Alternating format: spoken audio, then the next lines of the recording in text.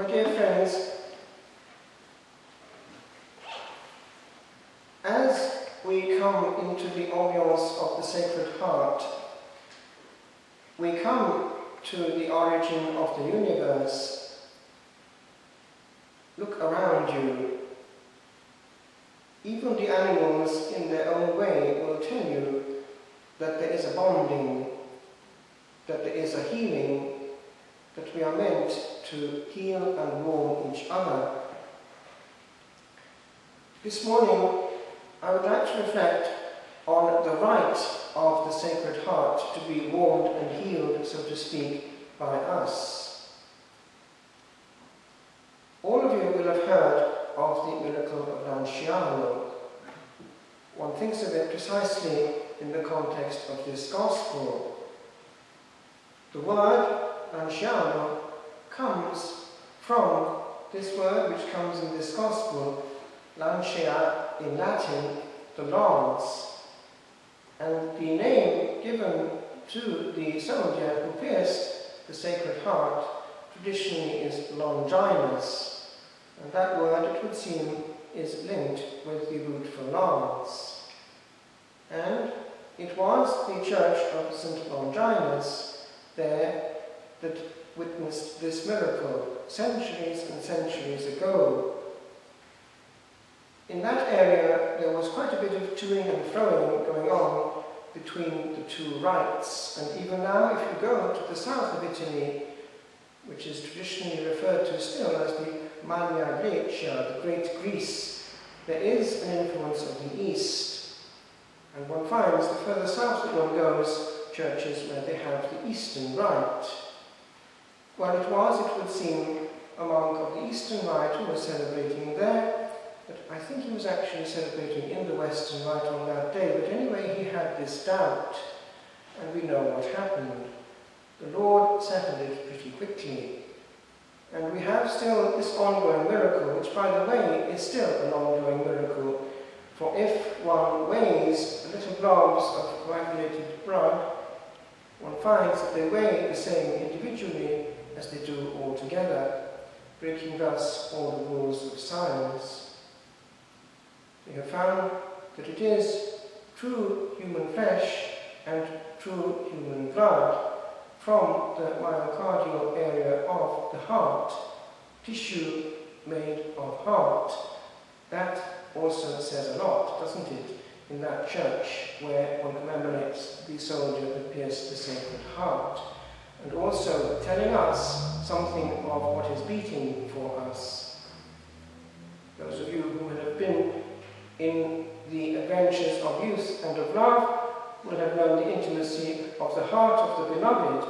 Well, what is it with our Lord? To hear the Sacred Heart as perhaps did St. John while leaning on the sacred breast in the Last Supper.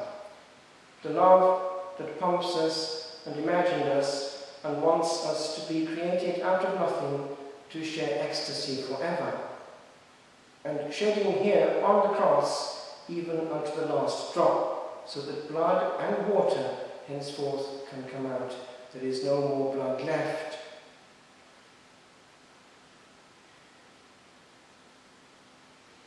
I think I may have told you before that one day when I was novice master, because we had quite a few Africans wanting to enter, this was a French community, and there are African countries of French culture, but we had one who was about 19 who was with me one Sunday afternoon, who quite casually was telling me how in his parish or a nearby parish, a priest in a similar situation, not quite sure why, either he was losing the faith or he was misbehaving morally, but he, towards the end of the Eucharistic prayer, while elevating the chalice and the host, and singing in French, and he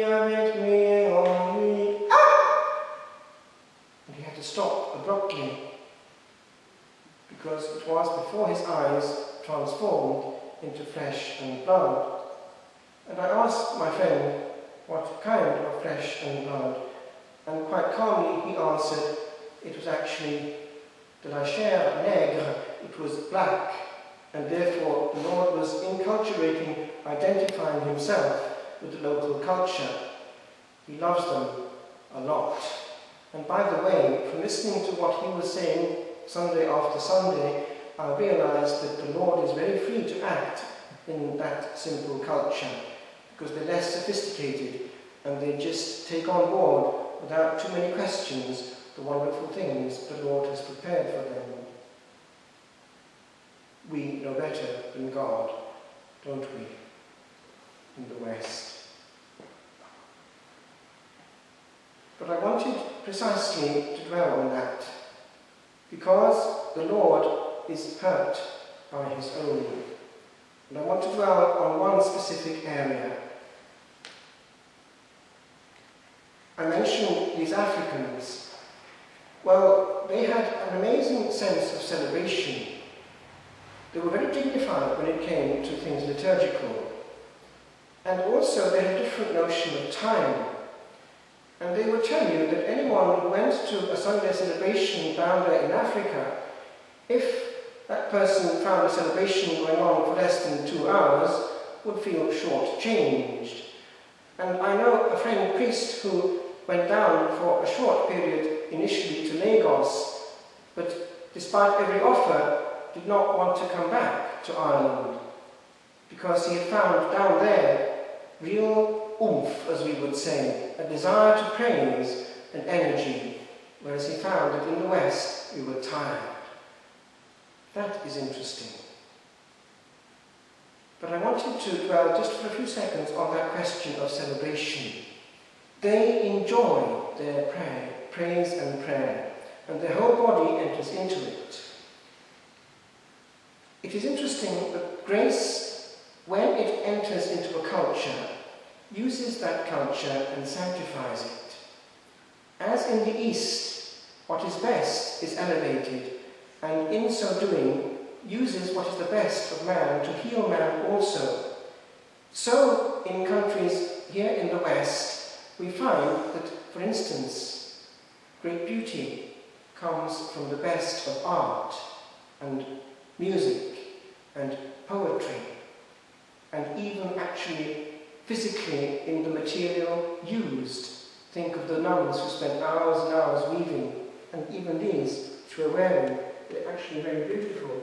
And how much time was spent making these, or just cast aside, and in some cases even burnt in the years following the council. The best, and only the best. But I wanted to dwell just for a minute on this question of the best.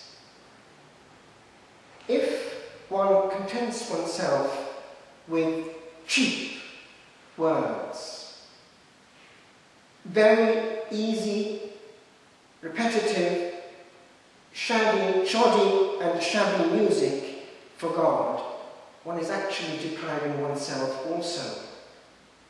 Because what has actually happened is this in many parts of the West. We have presumed that everyone wants the simplest. Well, actually, they don't. And I remember being very surprised in Italy how even young people responded very prominently to the other. They'd had enough of their own thing. And they were sometimes moved to tears by the beauty of high intelligence of the masters placed in polyphony. They can actually enter into mode better than we think, and be deeply touched by the emotions of youth when exposed to something higher and greater than themselves. Whereas if they have, even on a Sunday, more of what they know already, well, both they and those who are adjusting themselves for them come out the poorer. If one goes to the East, one enters into a dimension of suggestion. These are very important to them, these icons. They do not actually sing personally as people in church all that much. The choir does it for them, and usually a fairly small choir, at least in Greece, men. In Russia, they have women as well, and they do polyphony. But the people use these, lighting candles, blessing themselves many times, kissing them, and using prostrations.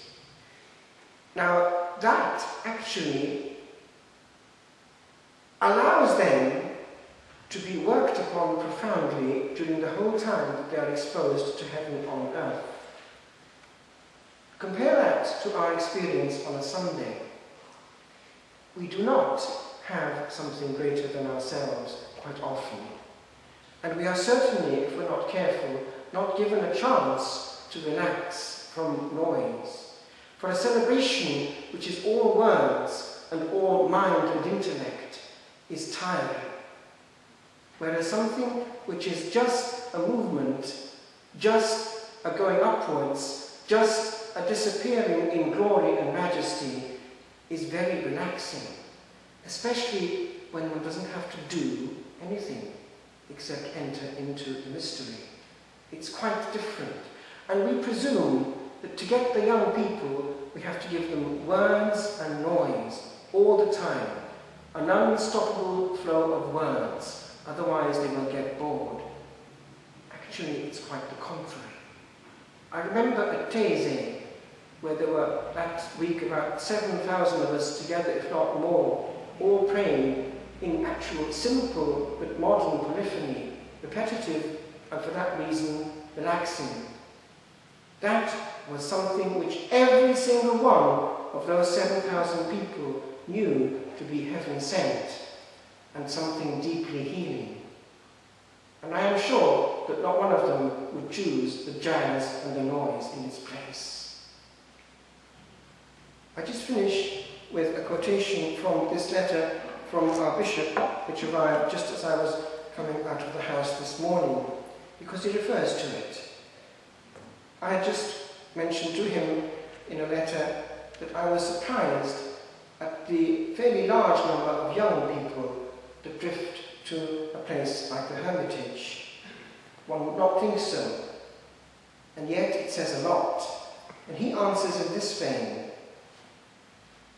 your comment on the young is reflective of the experience of many of us. Once you meet them outside the herd, they are more open and balanced.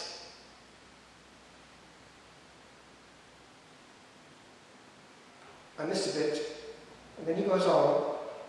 With the way society is drifting, there is much greater openness in people to the transcendent.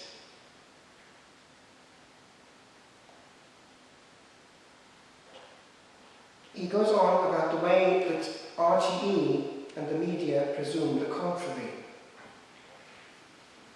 You scratch a little, and you'll find in every young person a profound desire for two things: the mystery, the luminous, lumen in Latin, which means mysterious power, and listen to this, authenticity.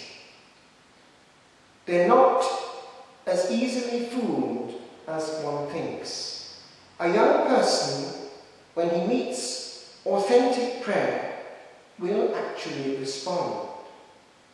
And I saw it in France with the new orders coming out of the charismatic renewal. They were electrified with authentic prayer.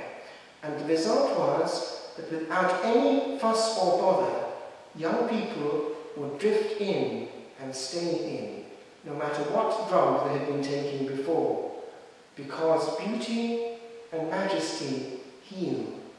And if we're not getting it, my friends, we are poor human beings. So, I leave you with this. It's just a meditation which I made some time ago, meditating upon this. Just take it with you. It talks about the liturgy and what it should be and what it should not be.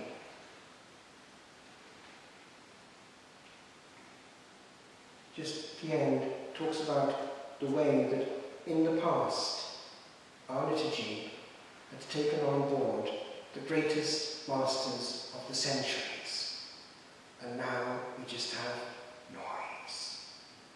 If you want to see a good example of the best given unto God and also thereby unto man, Just go, for instance, into a YouTube of the Hallelujah Chorus of Handel, and you will be moved to tears if you see one of the great choirs singing it, with the utmost possibility of human beauty given unto man. Why should we deprive ourselves of our